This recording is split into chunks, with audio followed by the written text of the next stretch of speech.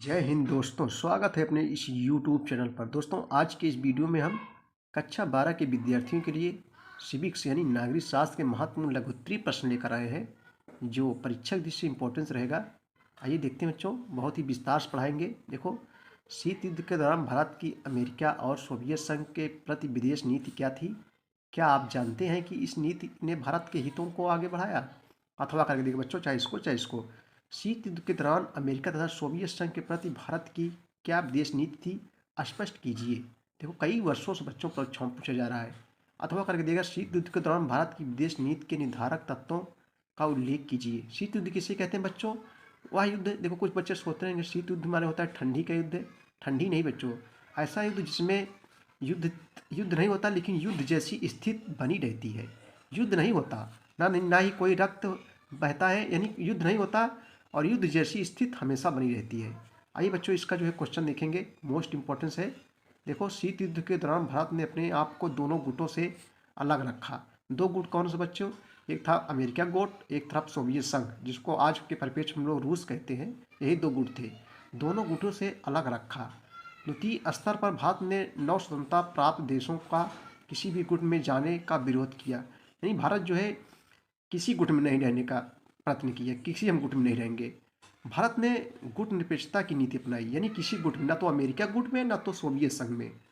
समझ रहे हो दोस्तों, भारत ने सदैव दोनों गुटों में पैदा हुए मतभेदों को कम करने के लिए प्रयास किया। यानी जो है भारत जो है किसी गुट में ना शामिल होकर दोनों में जो मतभेद थे उसको जो है सदैव जो है क्या किया, मतलब जो दोनों में आपस में मतभेद थे उसको कम करने का प्रयास हमेशा से किया भारत ने, जिसके कारण ये जो है मतभेद व्यापक युद्ध का रूप धारण न कर सके, यानी कोई युद्ध ना होने पाए। समझ लो दोस्तों, भारत की अमेरिका के प्रति विदेश नीति। देखो, अपने देश भारत की अमेरिका के प्रति विदेश नीति कैसी है, आइए देखते हैं। देखो, भारत और अमेरिका में बहुत मैत्रीपूर्ण संबंध कभी नहीं रहे। मैत्रीपूर्ण संबंध होता है बच्चों मित्रता, यानी मित्रता कभी नहीं रही। अच्छे संबंध ना होने का महत्वपूर्ण कारण अमेरिका का पाकिस्तान के प्रति रवैया है। यानी जो है अमेरिका पाकिस्तान की सहायता करता है।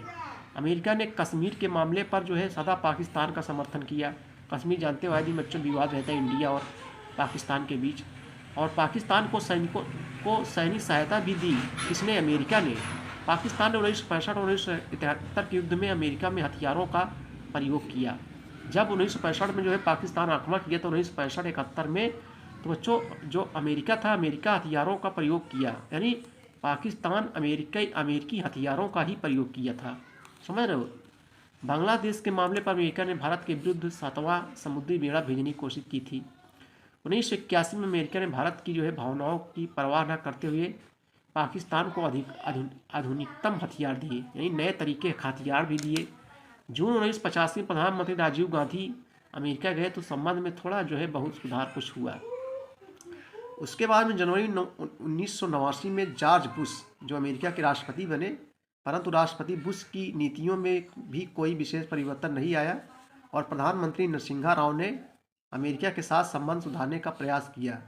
परंतु आज भी परमाणु अप्रसार संधि पर भारत और अमेरिका के बीच मतभेद बने हुए हैं।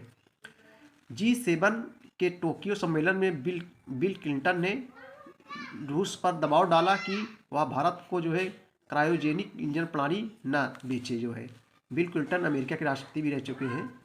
भारत की सोवियत संघ के प्रति विदेश नीति। देखो बच्चों, भारत की सोवियत संघ के प्रति विदेश नीति पहले कुछ तनावपूर्ण थी, लेकिन बाद में जो है सुधर गई। आज रूस से हमारा बहुत बढ़िया संबंध है, यानी सोवियत संघ से अच्छा संबंध है हम लोगों का। तो आइए देखते हैं भारत के सोवियत संघ के प्रति विदेश नीति। देखो, भारत के सोवियत संघ, जिसको अब हम लोग सोवियत संघ को अब रूस के नाम से जानते हैं, समझ रहे भैया। भारत के सोवियत संघ के साथ आरंभ में अवश्य तनावपूर्ण संबंध रहे, परंतु जैसे जैसे भारत की गुटनिरपेक्षता की नीति स्पष्ट होती गई, वैसे वैसे दोनों देश एक दूसरे के समीप आते गए। 1960 के बाद विशेषकर भारत और सोवियत संघ के संबंध मैत्रीपूर्ण रहे, यानी मित्रतापूर्ण रहे।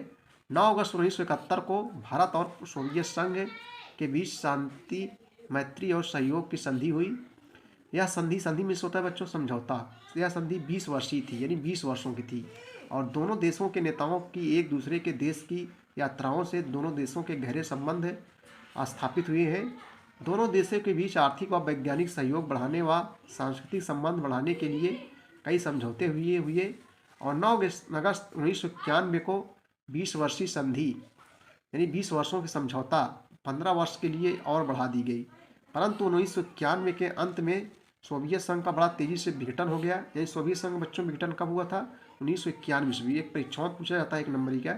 1991 के अंत में सोवियत संघ का बड़ा तेजी से विघटन हो गया और सोवियत संघ के गणराज्यों ने अपनी अपनी स्वतंत्रता घोषित कर दी और देखते ही देखते सोवियत संघ का एक राष्ट्र के रूप में अंत हो गया। समझ रहे हो? यानी बहुत सारे जो अलग अलग देश बन गए, अलग अलग राष्ट्र बन गए अलग होकर सोवियत संघ से।